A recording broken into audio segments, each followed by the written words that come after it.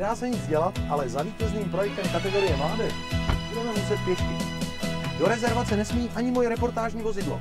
Tady, na okraji nejstarší jihomoravské přírodní rezervace Větrníky, na nás totiž čeká se svými 3 projekty pro mládež jejich předkladatel pan Radovan Šejbl.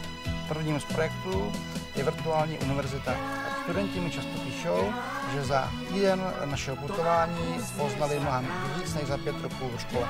Cílem druhého projektu technické výchovy je naučit studenty stavět malé, energicky úsporné a soběstačné objekty. Technologická školka, to je můj sen. Aby se do projektu zapojili docela malé děti, osahali si všechna řemesla už od nejútlejšího věku a to bych vám rád ukázal příští rok.